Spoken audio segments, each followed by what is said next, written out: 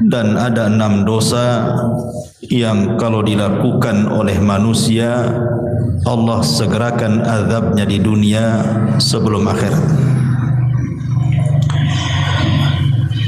Ma'asyiral muslimin yang dimuliakan Allah Subhanahu wa taala. Nabi sallallahu alaihi wasallam bersabda kepada Abi Dzar Al-Ghifari radhiyallahu anhu, "La tanzur ila sigharil khati'ah, walakin unzur ila man asaitahu." Jangan melihat kepada kecilnya sebuah dosa, tetapi lihatlah kepada siapa anda melakukan dosa. Karena ada orang-orang yang terpancing dengan pembagian dosa. Ada dosa besar, ada dosa kecil.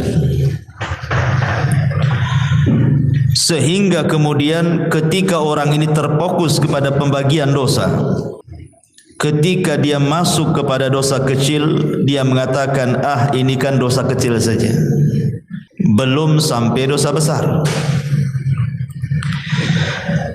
Maka Nabi SAW mengajarkan kaedah kepada kita, jangan lihat kecilnya dosa, tetapi lihatlah kepada siapa anda melakukan dosa. Karena setiap dosa itu ada pengaruh di dunia. Ingat, Allah Subhanahu wa taala itu memiliki tentara yang banyak. Allah mengatakan, wa ma ya'lamu junuda rabbika illahu wa ma huwa illa dzikra lil bashar. Allah Subhanahu wa taala mengatakan, tidak ada yang tahu berapa jumlah tentara Allah di muka bumi ini.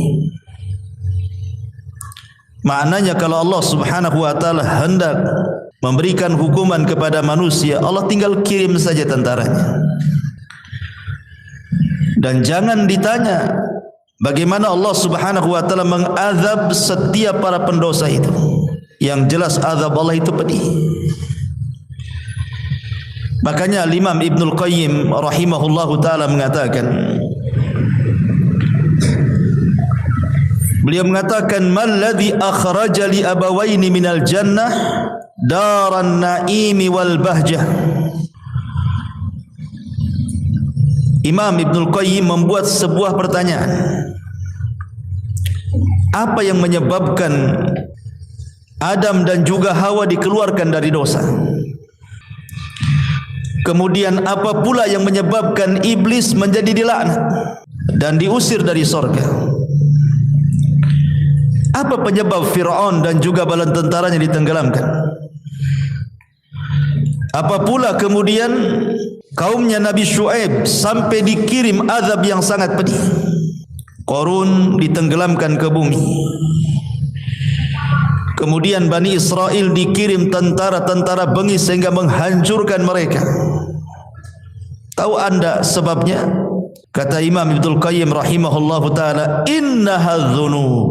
Itu semua dikarenakan dosa-dosa yang mereka lakukan. Kemudian beliau membawakan 3 dalil Al-Quran. Pertama surah Al-An'am ayat 6. Allah mengatakan, alam yarau kam ahlakna min qablihim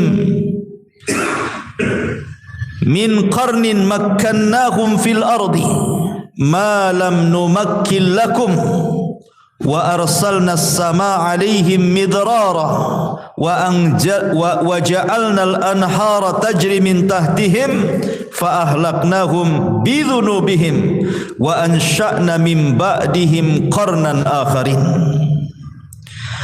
Tidakkah mereka memperhatikan berapa banyak generasi sebelum mereka yang telah kami binasakan? Padahal generasi itu telah kami teguhkan kedudukannya di permukaan bumi ini, yaitu keteguhan yang belum pernah kami berikan kepada kalian. Tapi kami curahkan hujan yang lebat untuk mereka, dan kami jadikan sungai-sungai mengalir di bawah mereka. Kemudian kami binasakan mereka karena dosa-dosa mereka sendiri, dan kami ciptakan generasi yang lain setelah generasi mereka. Artinya tidaklah generasi-generasi itu dilenyapkan Allah kecuali karena dosa-dosa mereka. Kemudian juga di dalam surah Al-Ghafir ayat 2 Allah katakan, awalam yasiru fil ardi fayanzuru kaifa kana aqibatul ladzina kanu min qablihim kanu hum ashaddu minhum quwwatan wa athara fil ardi fa akhadhahumullahu bidhunubihim wa ma kana lahum minallahi min wahq. Dan apakah mereka tidak mengadakan perjalanan di permukaan bumi lalu memperlihatkan bagaimana kesudahan orang-orang yang sebelum mereka? Orang-orang itu lebih hebat kekuatannya daripada mereka dan lebih banyak peninggalan-peninggalan peradabannya di bumi, tetapi Allah azab mereka karena dosa-dosanya, dan tidak akan ada satu apapun yang melindungi mereka dari azab Allah Subhanahu wa taala. Kemudian sebutkan juga dalam surah Al-Ankabut ayat 40, fakullan akhadna bidzambihi faminhum man arsalna alaihi hasiba wa minhum man akhadathu as-sayhatu wa minhum man khasafna bihi al-ard wa minhum man aghraqna wa ma kana Allahu liyadlimahum walakin kanu anfusahum yadhlimun. Maka masing-masing mereka kami azab karena dosa-dosa mereka. Di antara mereka ada yang kami timpakan kepadanya hujan batu, ada yang kami timpakan suara keras yang mengguntur, ada yang kami benamkan ke dalam bumi, dan ada pula yang kami tenggelamkan di lautan. Allah sama sekali tidak hendak menzalimi mereka, akan tetapi merekalah yang menzalimi diri mereka sendiri. Kesimpulan perkataan Imam Ibnul Qayyim ini, ikhwatu fiddin yang dimuliakan Allah Subhanahu wa taala, bahwa setiap dosa itu punya pengaruh. Punya pengaruh. Kita lihat di masyarakat, ikhwan, karena pelajaran yang paling berharga itu adalah dengan melihat orang sekitar. Itu pelajaran yang berharga. Tidak perlu sekolah. Lihat saja orang sekitar kita, itu madrasah terbesar bagi kehidupan kita. Lihat orang-orang yang setiap hari murung saja. Kenapa dia bisa murung? Lihat orang-orang yang dulunya dihormati tiba-tiba jatuh kemudian dicela manusia. Kenapa bisa dicela? Lihat orang-orang yang dulunya kekar binaraga tiba-tiba jatuh stroke. Kenapa dia bisa stroke? Lihat orang-orang yang dulunya anak-anaknya lucu-lucu, setelah besar durhaka pula kepada orang tua. Kenapa dia bisa durhaka? Lihat orang-orang yang dulunya kaya raya tiba-tiba kemudian bankrupt, meminta-minta. Kenapa bisa meminta-minta? Lihat orang-orang yang terbaring, hidupnya hanya menangis, sedih, ditinggalkan manusia. Kenapa mereka sampai seperti itu?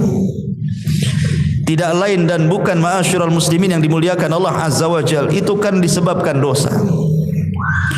Ada orang-orang yang tidak diberikan taufik oleh Allah, susah ibadah, susah belajar, selalu bertengkar dengan manusia, tidak baik hubungan dengan keluarganya, dan begitu seterusnya. Kita saksikan di masyarakat macam-macam orang, atau mungkin kita rasakan. Tidak lain dan bukan, ma'asyiral muslimin, itu macam-macam Allah Subhanahu wa taala hendak menguji manusia karena dosa kita yang kita lakukan masalahnya. Dan ma'asyiral muslimin yang dimuliakan Allah Azza wa Jalla, setiap dosa itu al jaza min jinsil amal. Sebuah balasan itu pasti disesuaikan dengan amalannya. Balasan Allah itu pasti disesuaikan dengan dosanya. Perhatikan sabda Nabi sallallahu alaihi wasallam. Ketika Nabi sallallahu alaihi wasallam mengumpulkan muhajirin, kemudian Nabi sallallahu alaihi wasallam mengatakan, "Sun idza tulitum bihinna wa a'udzu billahi an tudrikuhun." 5 perkara kata Rasul, jangan sampai menimpa kalian. Kalau sampai menimpa kalian, aku berlindung kepada Allah, jangan sampai menimpa kalian. Yang pertama kata Rasul, lam tazharil fahisyah fi qaumin qat hatta yu'linu biha illa fasha fihi mutta'un wal auja allati lam takun madat fi aslafihim alladhina madaw. Tidaklah sebuah fahisyah, perzinahan, homoseksual, LGBT dan yang semacamnya menyebar, dan itu sudah terang-terangan, sudah tidak sembunyi-sembunyi lagi, kecuali akan disebar kepada mereka penyakit taun dan penyakit-penyakit yang belum pernah terjadi di zaman Nabi. Kemudian yang kedua, lam yanqusul mikyala wal mizana illa ukhidhu bisinin wasyiddatil maunati wa jawri sultani alaihim. Tidaklah mereka curang dalam dagang, mulai mengurang-urang takaran, mengurang-urang timbangan, mengurang-urang meteran, kecuali mereka akan dikirim paceklik yang berkepanjangan. Susahnya ekonomi bahkan dikuasakan kepada mereka penguasa-penguasa zalim.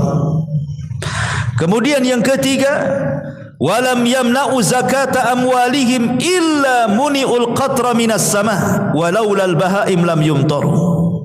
Tidaklah mereka bakhil, tidak mau mengeluarkan zakat-zakat mereka, kecuali Allah tahan hujan dari langit. Kalaupun turun hujan, itu hanya untuk binatang-binatang ternak, tapi tidak menyuburkan bagi manusia. Kemudian yang keempat, walam yanqudu ahdallah wa ahda rasulih illa sallatallahu alaihim aduwan min ghairihim fa ukhidu ba'da ma fi aidihim. Tidaklah mereka mulai membatalkan perjanjian dengan Allah dan dengan Rasulnya, artinya tidak taat dengan perintah Allah dan Rasulnya, kecuali akan dikuasakan kepada mereka musuh dari luar, kemudian mengambil sebagian harta kalian. Dan yang terakhir, wa man lam tahkum a'immatuhum bi kitabillah wa yatakhayyaruna mimma anzalallah illa ja'alallahu ba'sahum bainahum. Dan tidaklah para pemimpin-pemimpin kaum muslimin menegakkan kitab Allah dan mereka memilih di luar daripada apa yang diturunkan Allah, kecuali Allah akan retakkan mereka, Allah akan buat mereka berselisih. Inilah 5 dosa yang kata Imam Ibnul Qayyim rahimahullahu ta'ala, perhatikan, al-jaza min jinsil amal. Balasan itu disesuaikan dengan dosa yang diamalkannya. Yang pertama, ketika Allah Subhanahu wa taala menimpakan berbagai macam penyakit taun dan yang semacamnya kepada orang-orang yang mereka terang-terangan melakukan zina, melakukan homoseksual, LGBT atau yang lainnya, kenapa Allah timpakan dengan berbagai macam penyakit? Kata beliau, fadhuhurul fawahish, adapun tampaknya fahisyah, maksudnya perbuatan zina dan yang semacamnya itu, kemudian ditimpakan penyakit-penyakit iqaban yukafi maladzatiha. Maka ketika orang melakukan zina kemudian dikirim penyakit, maka itu sesuai dengan kelezatan maksiat yang dirasakannya. Ketika dia melakukan maksiat, dia merasakan lezat dengan maksiatnya. Dia tidak merasa bahwa itu perbuatan dosa. Makanya Allah Subhanahu wa taala timpakan penyakit kepada mereka. Begitulah cara Allah Subhanahu wa taala membalas. Sebagaimana dia merasa lezat ketika melakukan maksiat, ketika datang penyakit, maka dia merasa sakit luar biasa. Lihat orang-orang yang terkena penyakit AIDS, ada di antara mereka yang melepuh kulitnya, ada yang mereka kemudian dagingnya terkelupas dari tulangnya, ada yang stroke, ada yang sampai mengalami kematian. Begitulah Allah Subhanahu wa taala balas al-jaza min jinsil amal. Kemudian kenapa Allah Subhanahu wa taala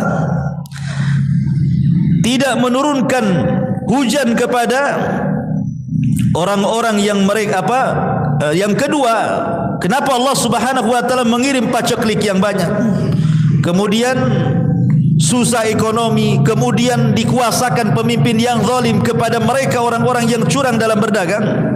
Kata Imam Ibnul Qayyim rahimahullahu taala, wa zulmun nasi li ba'dihim al-ba'dha fi arzakihim bil ghishi wal khida fil mizani tuqabiluhu uqubata habsir rizqi bil jafafi wal majaati wa zulmi sultani ra'iyatihi.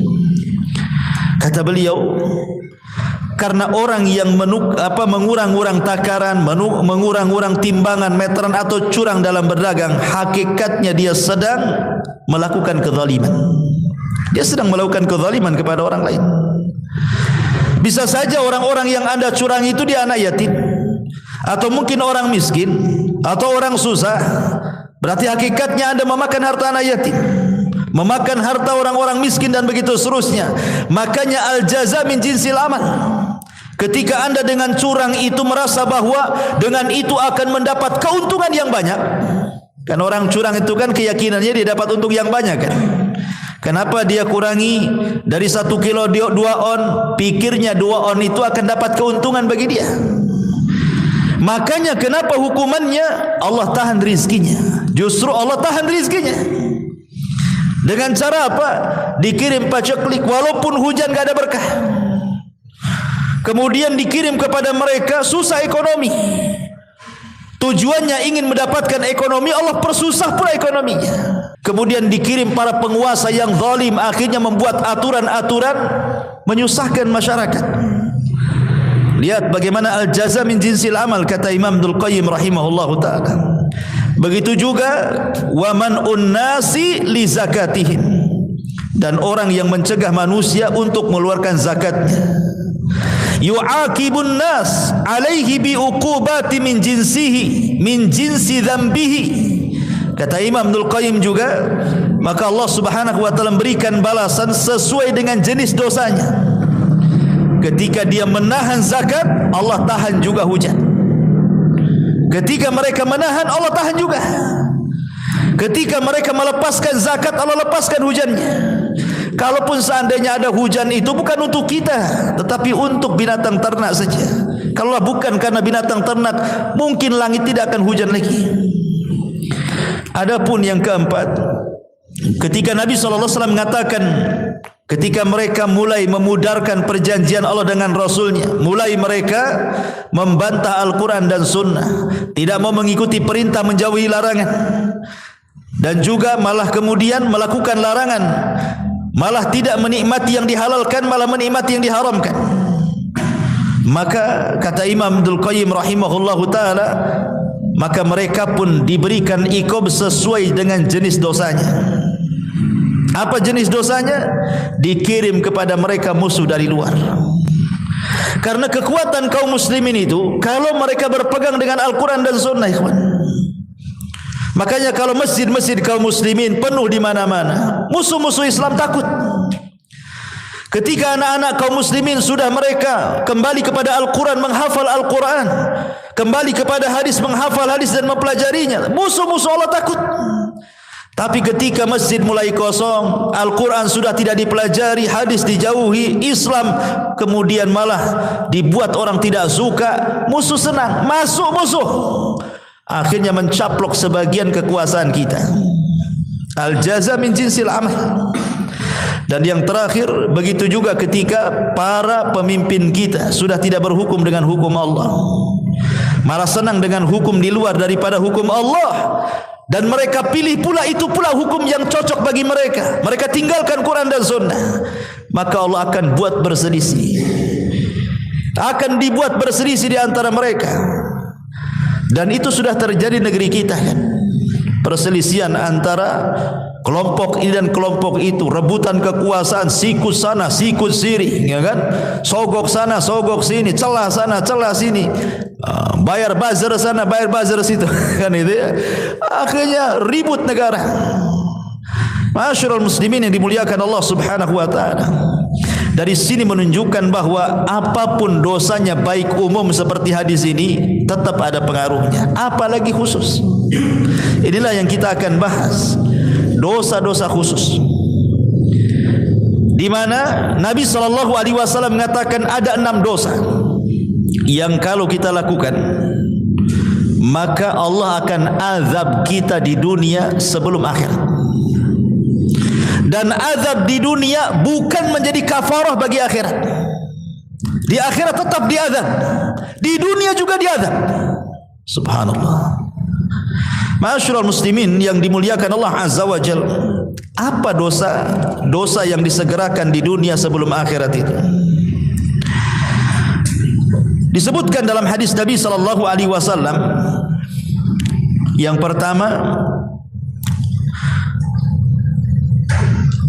Imam Abi Dawud, Tirmidzi, Ibnu Majah meriwayatkan sebuah hadis dari jalur Abi Bakrah radhiyallahu anhu.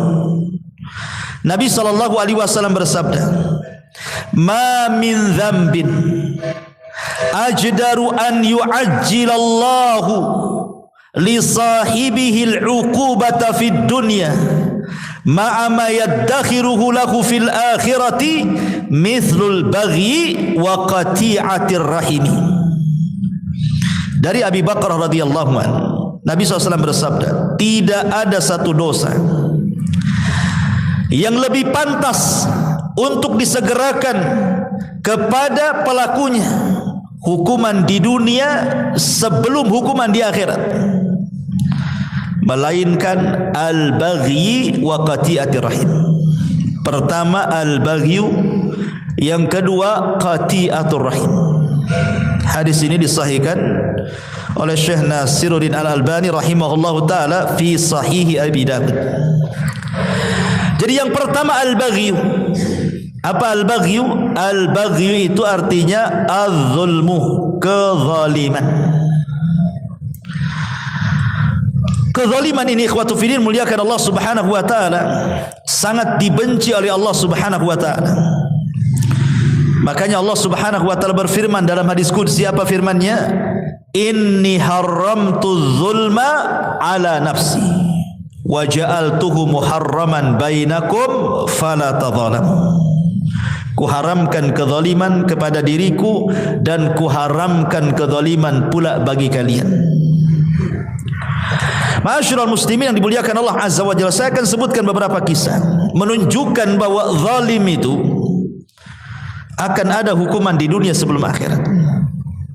Ingat ketika saya menceritakan kepada antum tentang kisah Hajjaj ibn Yusuf al-Thaqafi.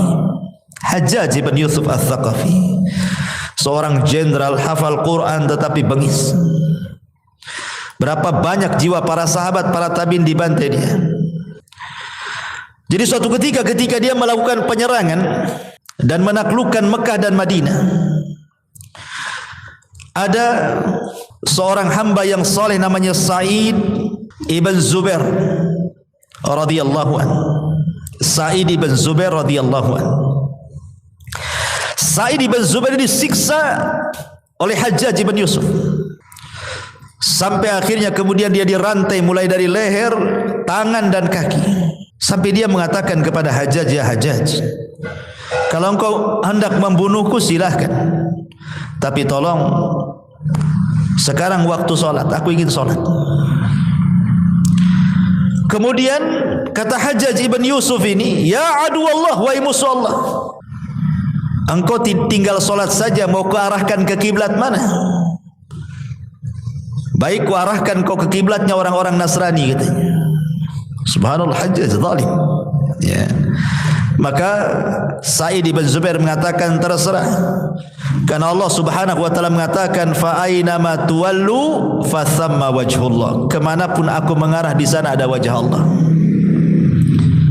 Akhirnya kemudian sebelum dibunuh oleh Hajjaj, dibantai ini, Sa'id ibn Zubair ini berdoa kepada Allah Subhanahu wa taala dan mengatakan, ya Rabb, jangan engkau kuasakan kezaliman Hajjaj setelah aku, cukuplah aku yang terakhir. Maka setelah Sa'id ibn Zubair dibunuh secara zalim oleh Hajjaj ibn Yusuf ini, 40 hari setelahnya, Hajjaj selalu bermimpi, dalam mimpinya berjumpa dengan Sa'id ibn Zubair. Kemudian terngiang-ngiang setiap hari. Akhirnya dia pun jatuh sakit dan mengalami sakit yang hebat, yang rasa sakitnya tidak ada yang tahu kecuali Allah. Sebab itulah dia meninggal. Lihat, sadaqa Rasul sallallahu alaihi wasallam bahwa kezaliman itu akan disegerakan azabnya di dunia sebelum akhirat. Bahkan dikisahkan ma'asyiral muslimin yang dimuliakan Allah Azza wa Jalla dari Yahya Al-Burmuki rahimahullahu taala. Yahya Al-Burmuki ini adalah salah satu menteri pada kekhilafan Harun Ar-Rasyid. Harun Ar-Rasyid menjadikan Yahya Al-Burmuki ini salah satu wazirnya, penasehatnya. Tetapi kemudian amanah daripada Harun Ar-Rasyid, jabatan yang diberikan kepada Yahya Al-Burmuki ini melewati batas kewenangan dia. Akhirnya dia pun melakukan kezaliman, memperkaya dirinya dan begitu seterusnya, menzalimi orang lain.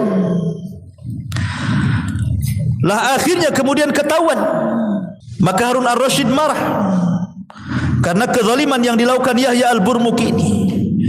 Akhirnya sama Harun Ar-Rasyid dimiskinkan dia, ditangkap ia dan Fadl anaknya, dimasukkan ke dalam penjara. Dalam penjara anaknya tidak tahu menahu kenapa bapaknya dan dianya bisa masuk penjara.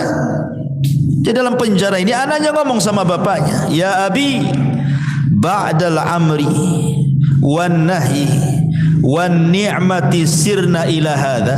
Wahai ayahku, saya ingin tanya sesuatu.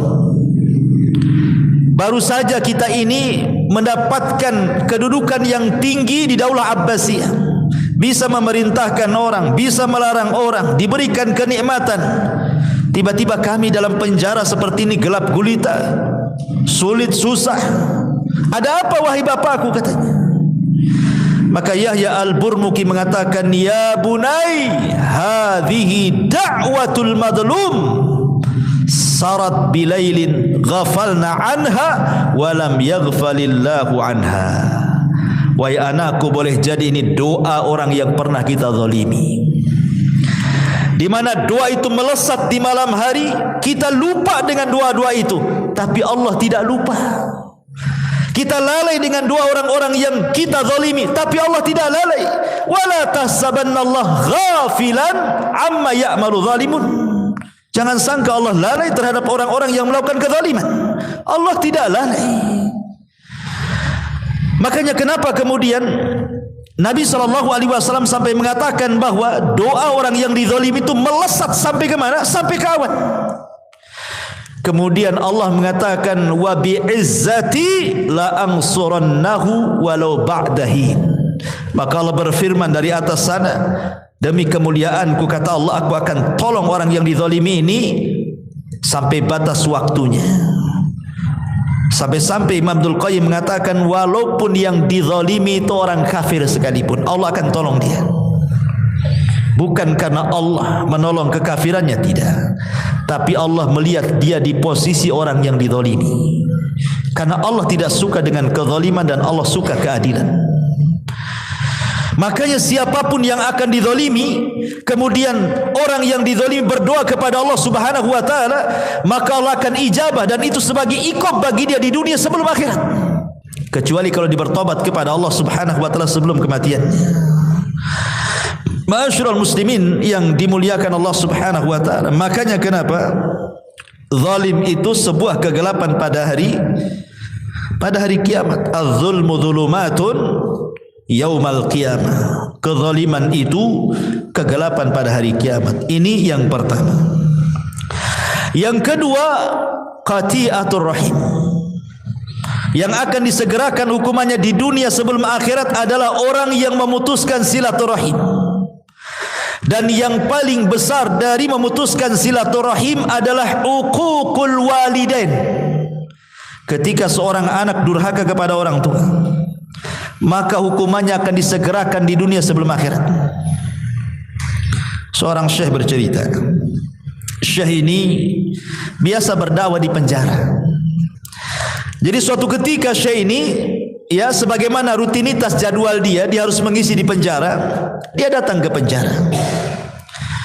Rupanya di depan penjara itu adalah seorang ibu yang menangis. Menangis tidak henti-hentinya. Ditanya oleh syekh ini, "Ya ummah, wahai ibu, kenapa anda menangis?" Kemudian ibu ini mengatakan, "Sesungguhnya anakku di dalam sana," katanya. "Anakku di dalam sana." Akhirnya kemudian Syekh ini membujuk ibu ini supaya tenang. Kemudian ibu ini mengatakan, menitipkan uang 300 real.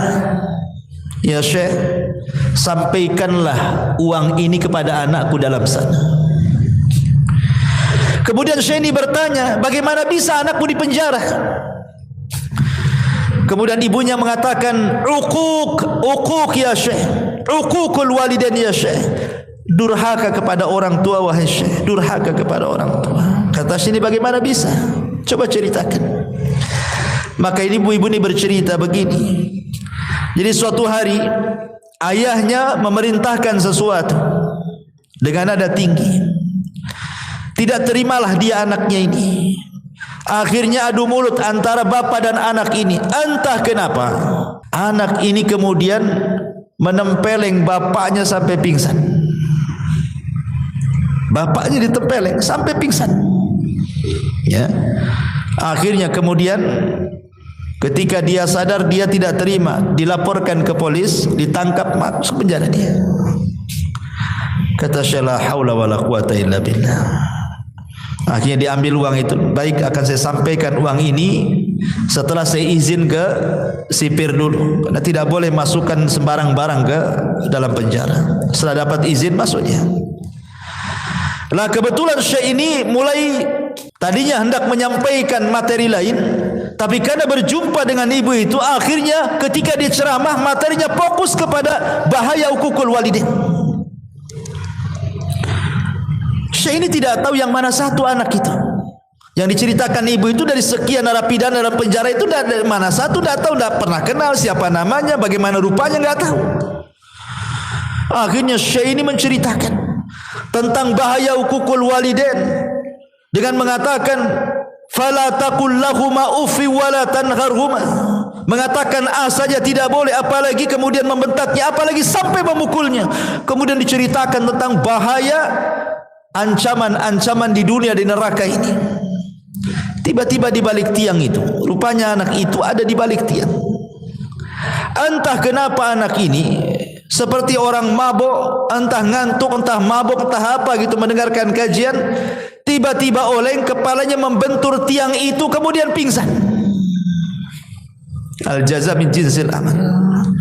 Sebagaimana dia menampar bapaknya pingsan, dia kejeduk tiang, dia pingsan juga. Allah kasih cash di dunia. Ya.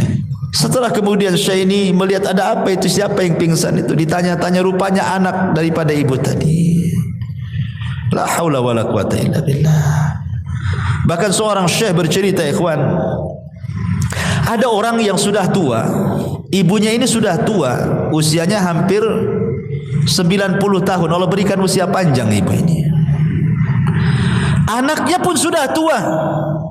Anaknya 50 lebih.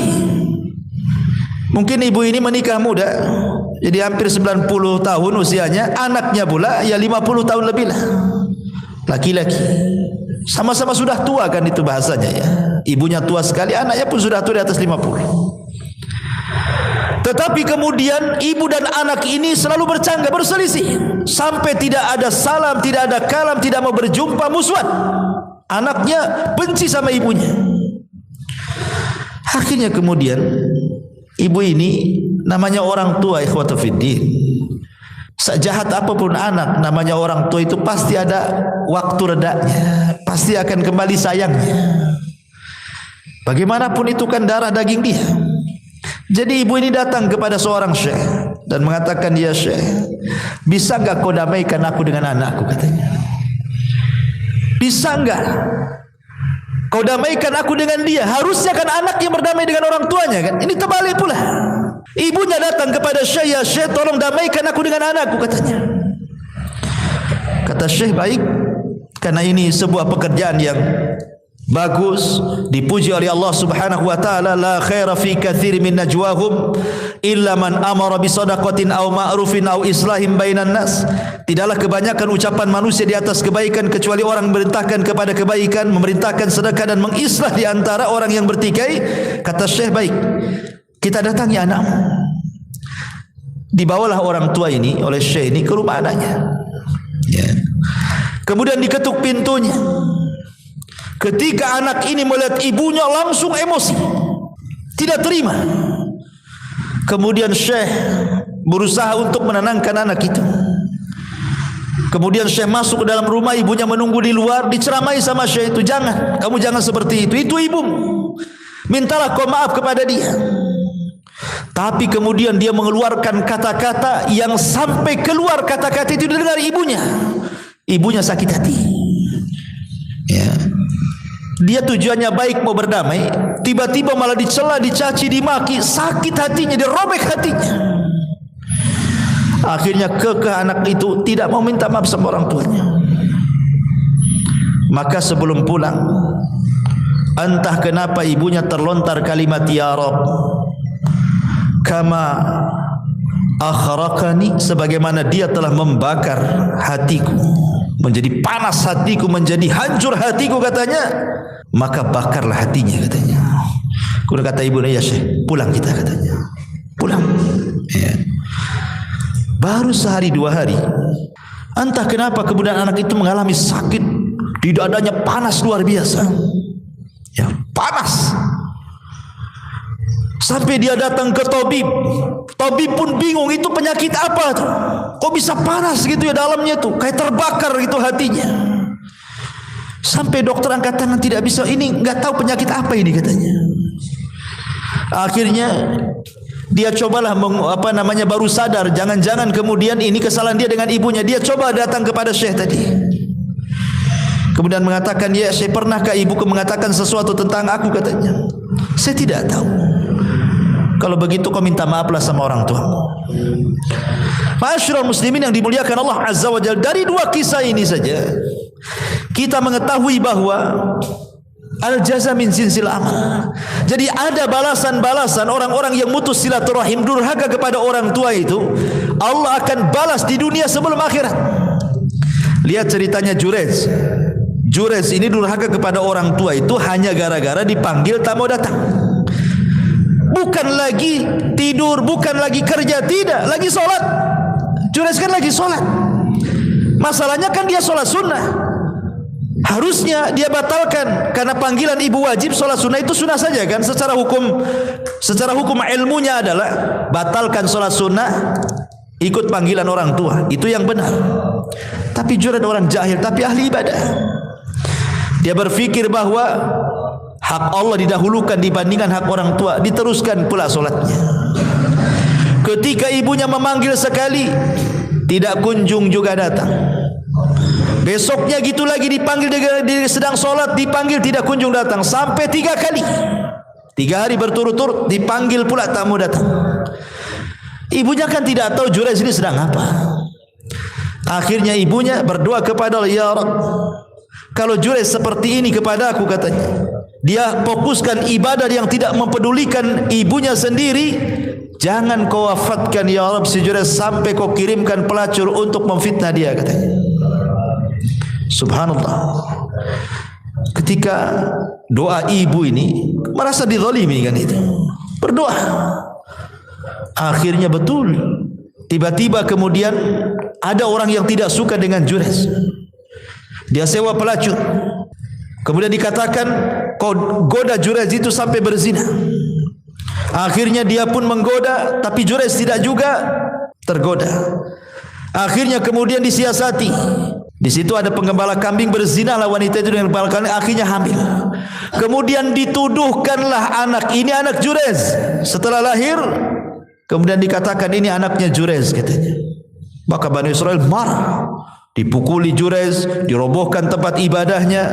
Kemudian tapi Jurez sebelum hampir saja mau dibunuh, dia mengatakan aku tidak bersalah. Kemarikan bayi itu katanya. Kemarikan bayi itu. Ketika bayinya dihadapkan, kemudian ditusuklah lambungnya dan mengatakan, man abuk, siapa sebenarnya bapakmu itu? Tentu tidak sengaja kan. Jurez ini hanya mengatakan seperti itu, tapi ini karomah, memang Jurez gak salah. Tiba-tiba anak ini dibuat bicara oleh Allah, abi ra'il ghanam, bapak aku pengembala kambing katanya. Oh, baru sadar Bani Israel. Tapi apa yang jadi syahid kisah ini? Doa orang tua menjadi sebuah kenyataan kan. Allah Subhanahu wa taala kirim Bani Israel menghancurkan dia, memukuli dia, tempat ibadah dihancurkan, walaupun kemudian kembali dibangun kan gitu. Dari sini menunjukkan qati'atur rahim adalah dosa yang disegerakan. Jadi yang pertama zalim, yang kedua memutus silaturahim. Hati-hati. Kalau anda seorang mudir di perusahaan, jangan pernah zalim kepada bawahan.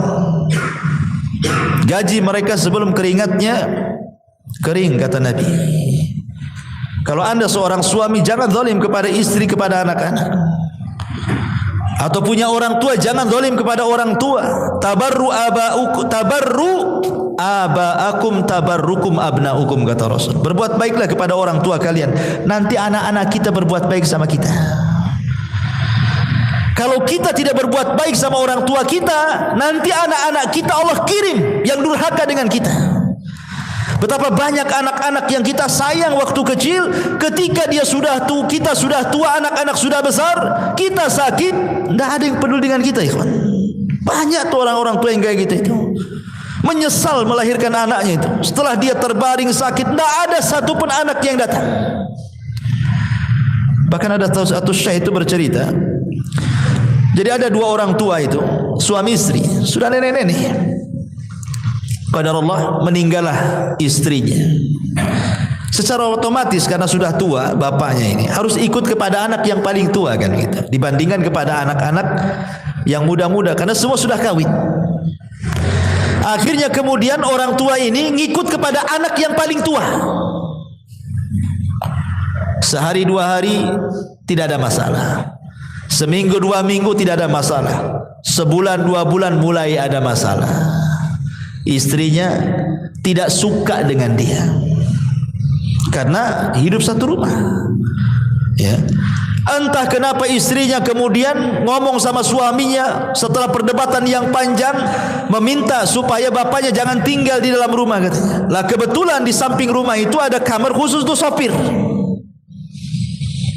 Akhirnya disepakati bagaimana kalau kita letakkan saja orang tua itu di kamar sopir saja. Jadi dia terpisah dari kehidupan kita di dalam.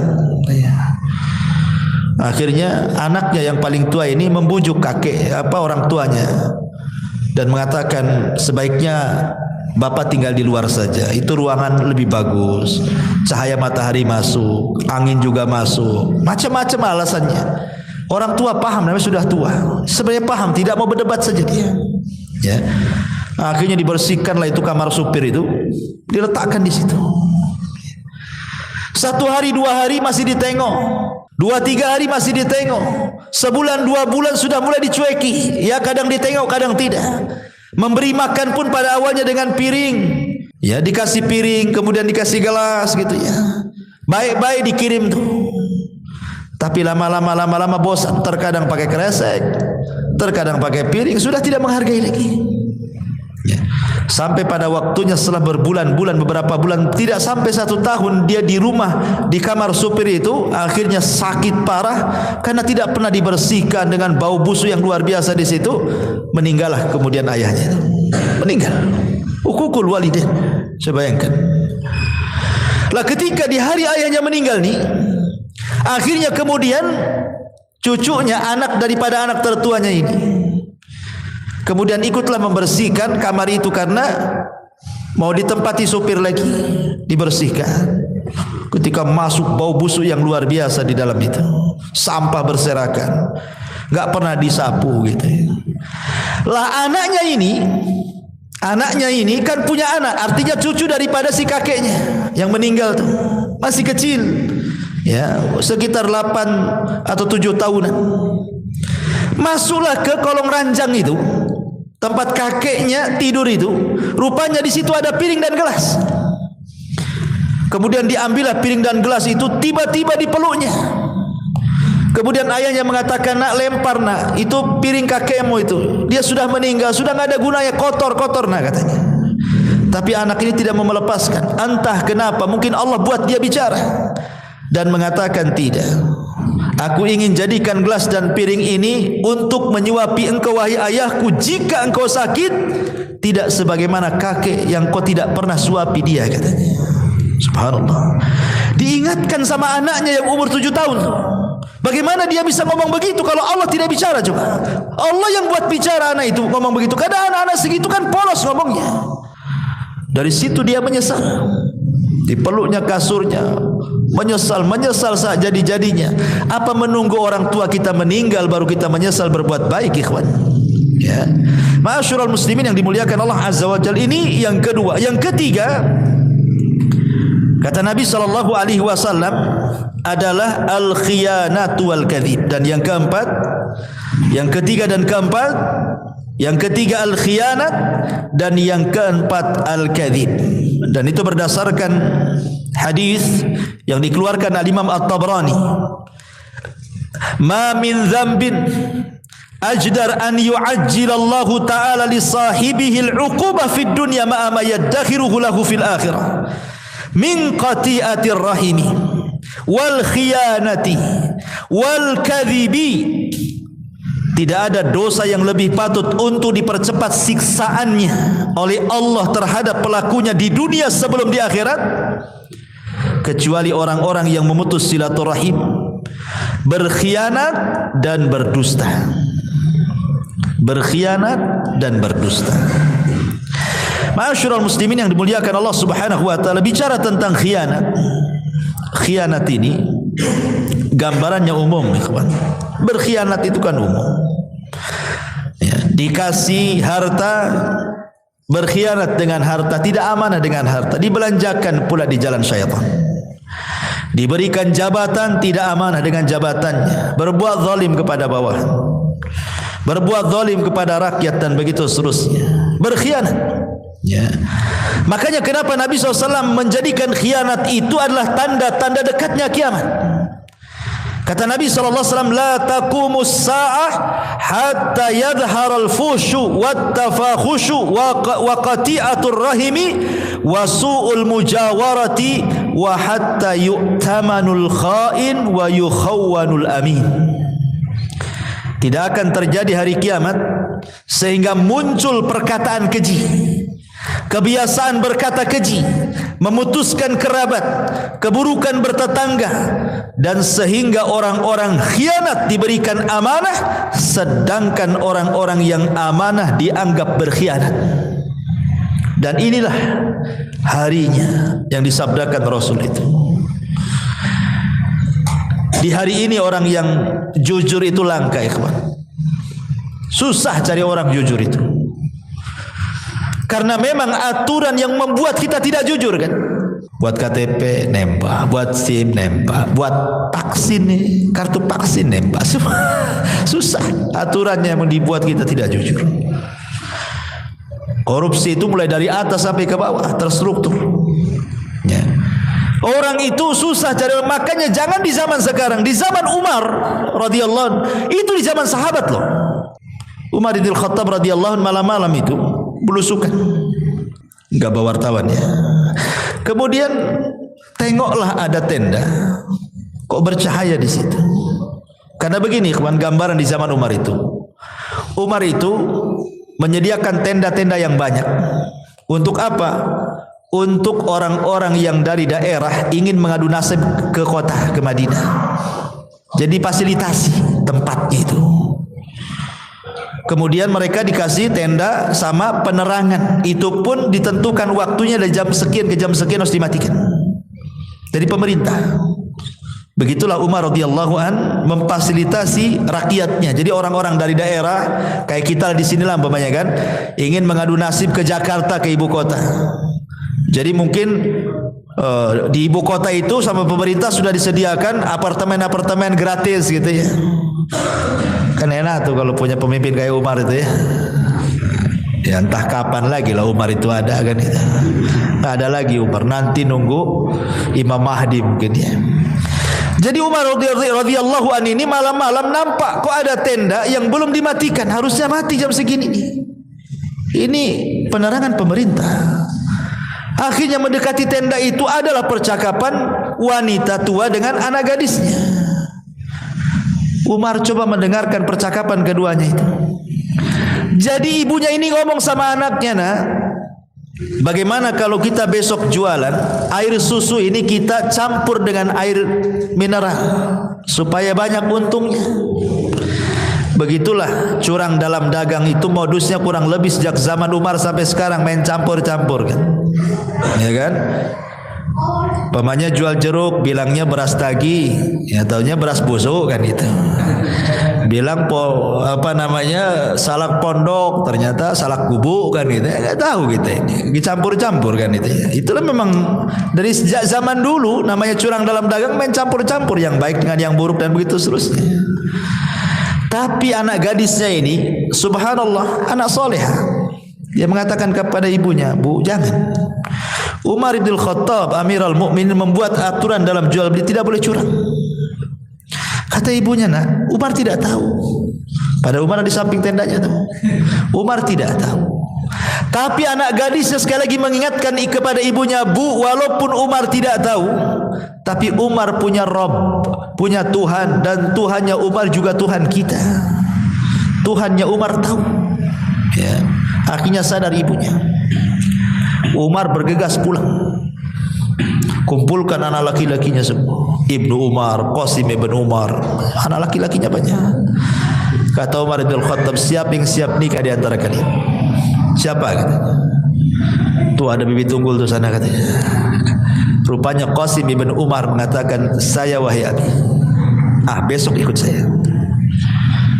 Dilamarkan gadis dalam tenda, orang susah, dinikahkan dengan orang nomor satu, anak orang nomor satu, Khalifah Amirul Mukminin. Karena di zaman itu yang dilihat agama, bukan dilihat harta. Bukan kayak zaman sekarang kan gitu. Walaupun hafal Quran, nggak ada kerjaan buat apa? Emang saya makan ayat katanya. Bagus sama dokter jelas katanya gajinya bulanan. Ya.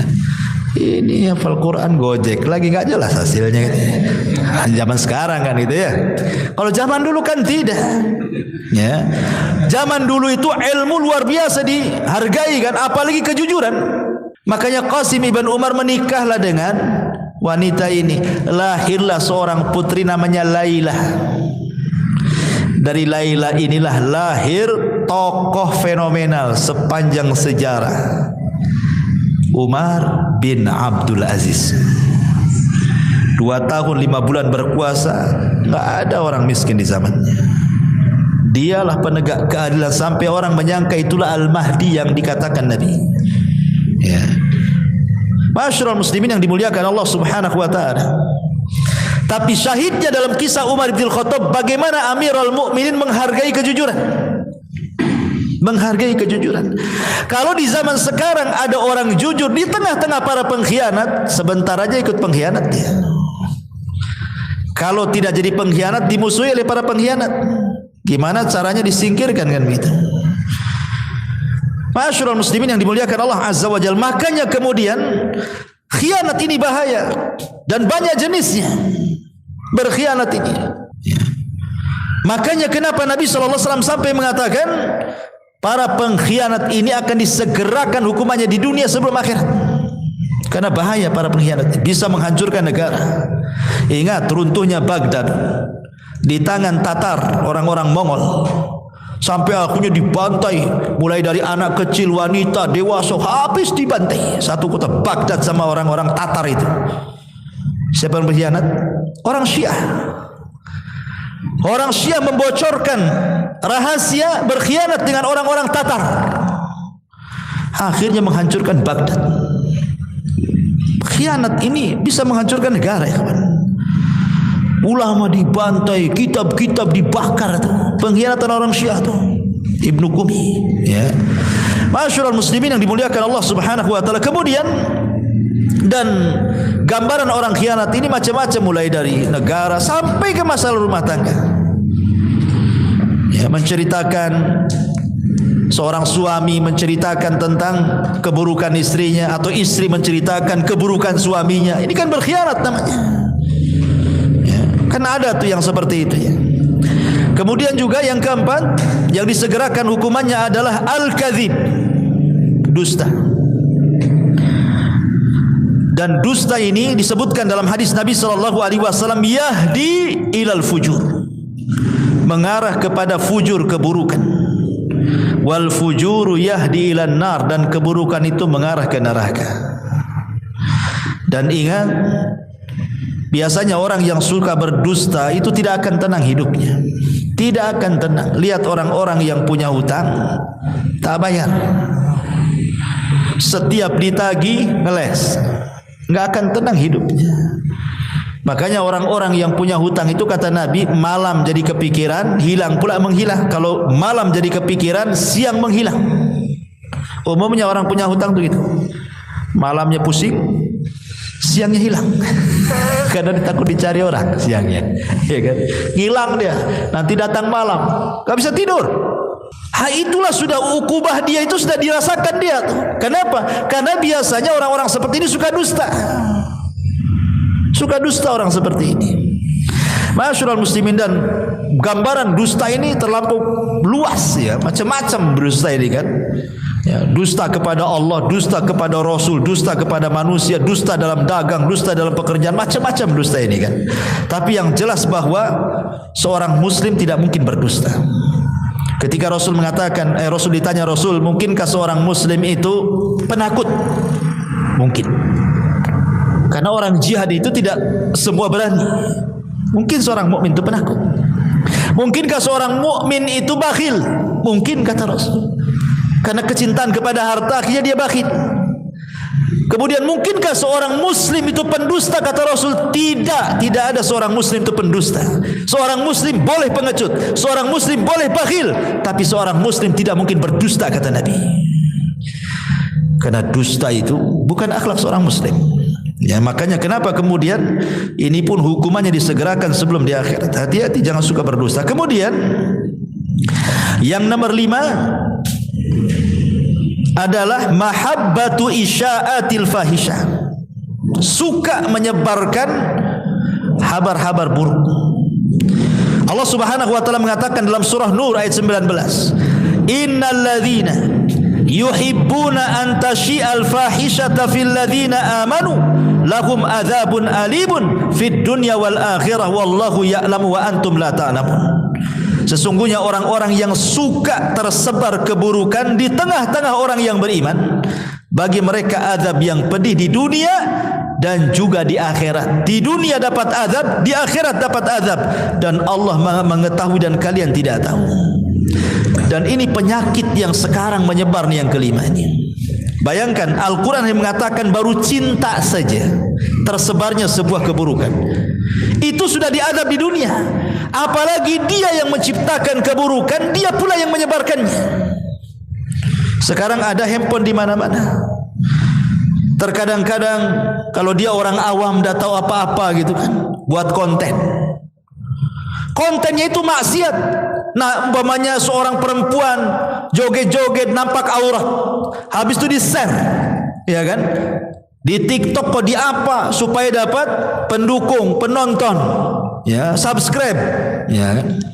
Subhanallah, itu menyebarkan keburukan. Menyebarkan musik-musik yang enggak jelas, ya kan? Atau menyebarkan berita. Ini tahun politik nih, hati-hati nih. Saling serang-serangan enggak jelas, ya kan? Menjelekkan yang sana, yang ini menjelekkan yang sana gitu. Kemudian bazar-bazarnya ngikut komentar antasyial fahisyah. Hati-hati. Ya, ini tahun-tahun politik, hati-hati. Tahun-tahun politik itu banyak beristighfar lah, meminta kepada Allah supaya Allah memberikan pemimpin yang terbaik. Ya kan? Karena tahun-tahun politik ini antum akan melihat bagaimana fitnah-fitnah menyebar di medsos itu. Akan berseliweran tuh di YouTube antum itu. Entah berita-berita entah enggak jelas itu. Maka berlindunglah kepada Allah Azza wa Jalla. Jangan disukakan, oh senang, oh mantap nih, karena saya milih yang ini. Ketika ini serang, oh mantap. Padahal dia enggak ikut, tapi kan senang kan? Senang saja diazab di dunia dan di akhirat, kata Allah. Apalagi dia yang buat berita, dia yang wawancara di YouTube, dia pula yang menyebarkan dengan channelnya. Na'udzubillah. Jangan. Ya, jangan buat konten-konten fahisyah. Atau dia marah-marah di YouTube, kan ada tuh orang-orang marah itu kan, ngomong apa saja nggak jelas itu. Kadang-kadang keluar kata binatang disebah biar viral katanya. Anda bukan biar viral, Anda itu sedang mengundang azab Allah tuh. Ya, makanya ma'asyiral muslimin ini juga diancam dalam Al-Quran surah Nur ayat 19. Dan yang terakhir, Yang keenam adalah nifaq, kemunafikan. Allah Subhanahu wa taala berfirman di dalam Al-Qur'anul Karim, tepat pada ayat ke berapa? Ayat yang ke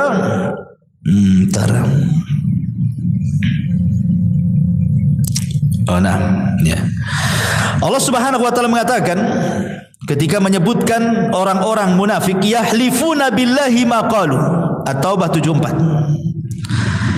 Walaqad qalu kalimatal kufri wa kafaru ba'da islamihim wa hammu bima lam yanalu wa ma naqamu illa an aghnahumullahu wa rasuluhu min fadli fa in yatubu yaku khairan lahum wa in yatawallaw yu'adzibhumullahu adzaban aliman fid dunya wal akhirah. Orang-orang yang mereka bersumpah dengan nama Allah, apa yang mereka katakan, dan sungguh mereka telah mengatakan dengan kalimat kekufuran, dan mereka telah kufur setelah keislaman mereka. Maka di ujung ayat Allah mengatakan kalau mereka tobat itu lebih baik, tapi kalau tidak tobat bagi mereka azab di dunia dan di akhirat. Dan orang-orang munafik di zaman sekarang tersebar, ikhwan, Masya Allah. Ada orang jahil mengomentari orang alim.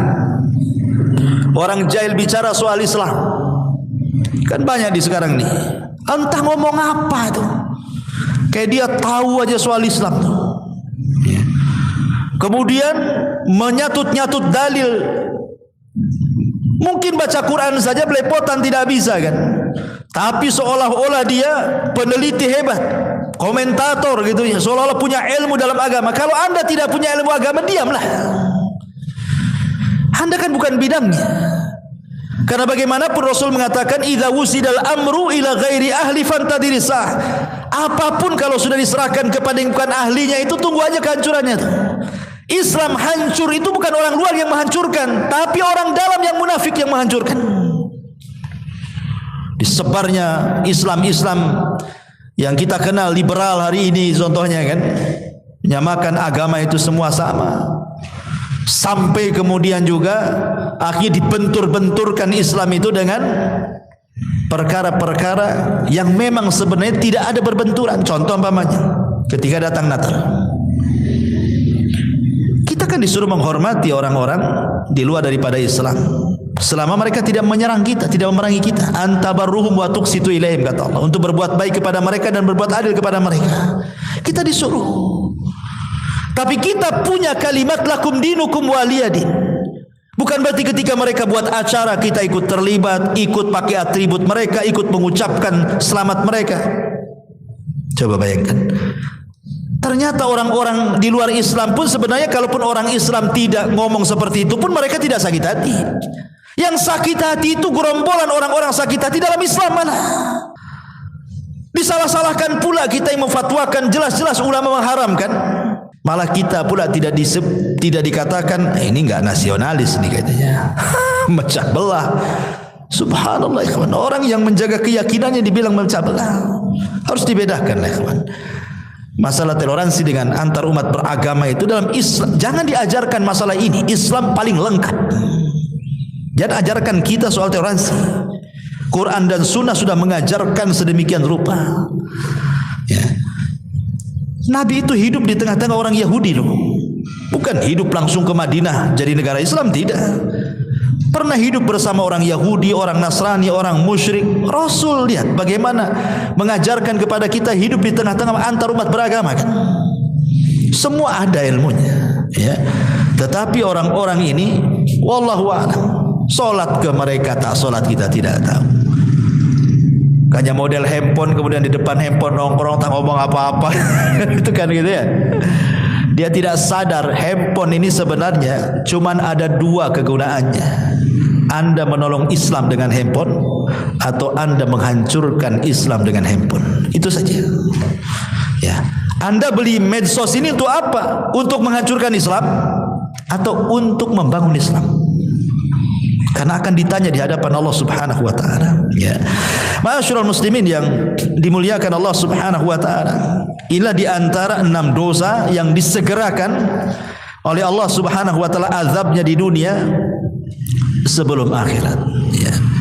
Adapun pengaruh-pengaruh dosa itu sudah banyak dijelaskan oleh para ulama seperti Al-Imam Ibnul Qayyim rahimahullahu taala menjelaskan tentang athar adzunub, bagaimana dosa itu punya pengaruh yang luar biasa baik kepada individu ataupun kepada masyarakat.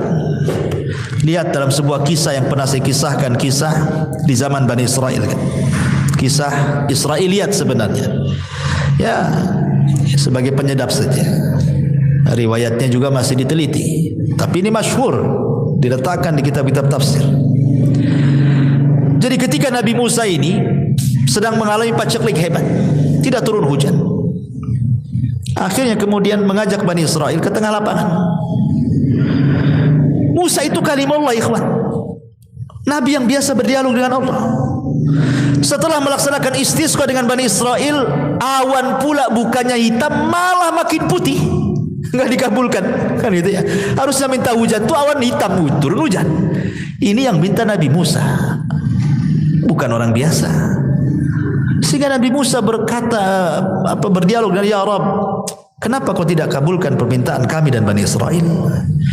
Allah mengatakan, ya Musa, tidak bisa, karena di tengah-tengah umatmu ada satu orang, dia bermaksiat 40 tahun dan dia belum bertobat kepada Allah. Kalau engkau mau, keluarkan orang itu dari lapangan, usir dia. Kata Musa, siapa namanya? Oh, tidak bisa, saya tidak akan menyebut namanya. Kau tinggal berteriak saja di hadapan orang-orang. Maka Musa alaihi salatu wassalam langsung mengumpulkan Bani Israel, mengatakan, man minkum, barang siapa di antara kalian ya'sillaha arba'ina sanatan fakhruj, bermaksiat kepada Allah 40 tahun, keluar dari sini, katanya. Yang ada yang keluar lah, nggak mungkin lah ngaku. Ya, orang sebanyak itu. Rupanya ada pula lah yang mungkin merasa dirinya, karena dia juga 40 tahun belum pernah bertobat, karena malu dia, kemudian serbannya ditutup di kepalanya, dia menunduk dia.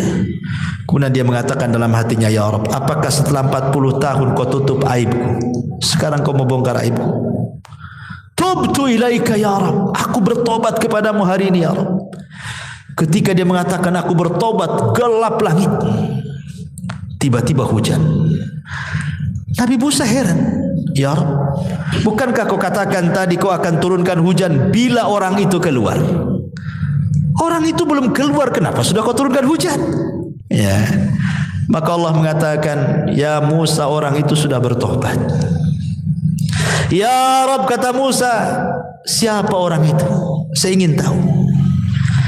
Maka Allah mengatakan, ya Musa, ketika dia bermaksiat 40 tahun lah ku tutup aibnya. Sekarang dia sudah bertobat, ku bongkar aibnya. Enggak lah. Subhanallah.